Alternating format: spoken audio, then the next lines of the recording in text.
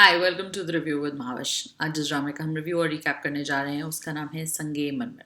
और आज हम संगे मरमर की 24th 25th एपिसोड का इकट्ठे रिव्यू और रिकैप करेंगे। अगर आपने ये एपिसोड्स अभी तक नहीं देखी हैं तो देख लीजिए। काफ़ी इंपॉर्टेंट है इन द सेंस दैट दाजी की जो कैरेक्टराइजेशन है उसके हवाले से लिखने वाले ने बड़ी अच्छी कुछ एक्सप्लेनेशंस दी हैं कि कैसे उसके दो बेटों के गुजर जाने के बाद अब वो इस ऐसे पॉइंट पे है कि जो कुछ उसने अपनी ज़िंदगी में जो तर्ज अमल एक अपनाया हुआ था, लोगों से बातचीत करने का, लोगों से एक उसका जो ताल्लुक़ था, जैसे वो लोगों से डील करता था, अब वो तमाम तरीके वो उनको डाउट कर रहा है। क्योंकि इस एपिसोड में भी कुछ ऐसा हुआ कि वो एक आदमी जो एक म्यूज़िक पे नाच रहा था उस पे उसने जाके गुस्सा किया और बाद में ही sort of blamed himself for it कि मुझे क्या ज़रूरत थी उसको इस तरह करने की। इसी तरह जब बानो नाच रही थी घर के अंदर खुशी से तो उसके ऊपर भी वो काफ़ी गुस्सा होते हैं। बाथरूम में जाके ही स्टार्ट्स क्राइंग और वो शमीम से भी कन्फेस करते हैं कि उन्होंने बारान खान का कत्ल खुद किया था। और ये बात औरंग सुन लेते हैं।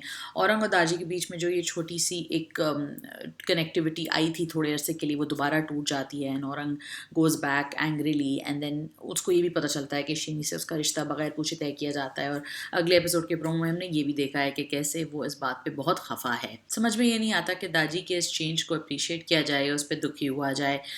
ये भी एक बात क्वेश्चन ये है कि दाजी ने जो कुछ किया वो जिस भी वजह से किया या जिस भी रिज़ल्ट में किया, जो उनकी ब्रिंगिंग अप थी उसके रिज़ल्ट में किया।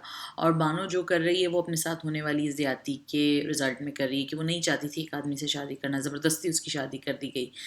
लेकिन क्या दोनों को फ़ॉरगिव किया जा सकता है, या आप दोनों में से किसको फ़ॉरगिव करते हैं, या बीइंग हु वी आर हम किसको ज़्यादा लीवे देते हैं? दूसरा इंटरेस्टिंग क्वेश्चन जो है वो परी की स्टोरी लाइन है। परी जो हैं वो भी एक अजीबोगरीब किस्म के सियासत वो कर रही हैं और इसका भी आई थिंक उनको भुगतना पड़ेगा। क्योंकि जैसे हमने ओएसटी में देखा है कि उनकी औलाद को भी कुछ हो जाता है, I think the child is born dead और something.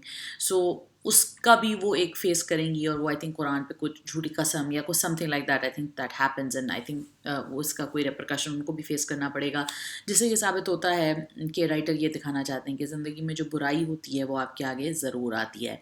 So let me know what you think. आपको ये एपिसोड्स कैसी लगी? I really liked the play so far, but I think right now it's at a point where you don't know if anything new is happening or if anything new is ever going to happen, and the same politics are kind of getting repeated. So we're in a cycle right now. Let's see if something big happens to break this cycle. कोई ऐसा कुछ बड़ा event होता है जिससे ये cycle break होता है स्टोरी लाइन का, या फिर फाइनली इसी तरह इसी साइकिल को रिपीट करते करते स्टोरी लाइन फिनिश हो जाती है. So let's see how that goes. You can catch my detailed reviews on patali.pk and you can also follow me on Twitter and Facebook. The Review with Mahavish के नाम से हम वहाँ मौजूद हैं. अपना बहुत बहुत ख्याल रखिए. सी यू नेक्स्ट वीक. खुदा हाफिज़.